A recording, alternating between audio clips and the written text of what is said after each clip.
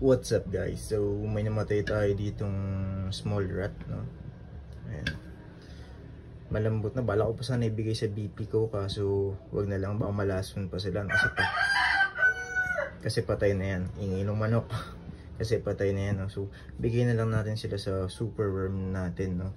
Pakain na lang natin sa kanila kasi para kahit papano hindi masayang yung sustansya na itong daga na to. Bigay na lang natin sa super worm para kahit papano makakain ng ibang reptiles and arachnids natin yung sustansya na itong daga sa pamamagitan ng mga super worm. Ingay talaga nung manok. So ayan yung ating super worm. Sorry guys, maingay, tanghali pa lang kasi kaya may mga nagdadaan ng sasakyan. Ayan yung super worm natin, no? So dyan natin nilagay itong patay na daga na yan, no? Tapos balikan na lang natin siguro after ilang hour para makita natin kung ano yung progress, kung ano yung nakakain nila dyan sa daga na yan, no? So see you in a bit guys.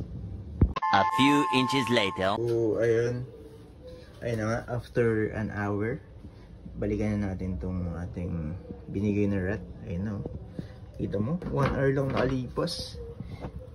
Ganun na agad. Check natin kung ano na itsura. Wait lang.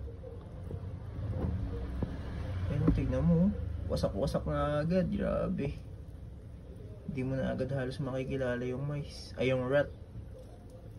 Ayun, grabe. Kanyang kalupit mga super worm, walang patawad, oh.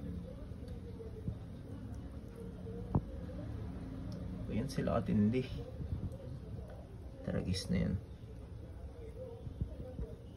Kaya pag nagpapakain kayo ng super worm sa mga tarantulas nyo, pag hindi kinain, alisin nyo na agad.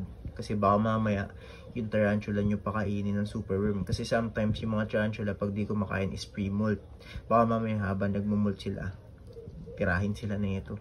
Kaya pag may feeder kayo na binigay sa mga tarantula nyo tapos di kinain, alisin nyo na agad. Kasi ayan, ganyan mangyayari sa tarantula nyo. Kita mo, daga na yan, oh. Rat na yan, small rat na yan, pero saglit lang, after an hour lang yan, ha. Tignan nyo yung nangyari. Kaya need pa rin mag-ingat kahit feeder yan mga yan, no. So baka mamaya imbis na sila yung kainin, sila kumain sa alagaan yung tarantula or scorpion or whatsoever. Lalo na pag nagmumolt, prone na prone sila sa ganon. Tsaka ayun yung pinaka-delicate part ng life nila pag nagmumolt sila, no. Wala silang kalaban-laban na.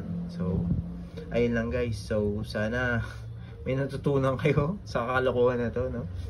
So hanggang dito na lang muna ulit guys. And thanks for watching. Bye-bye.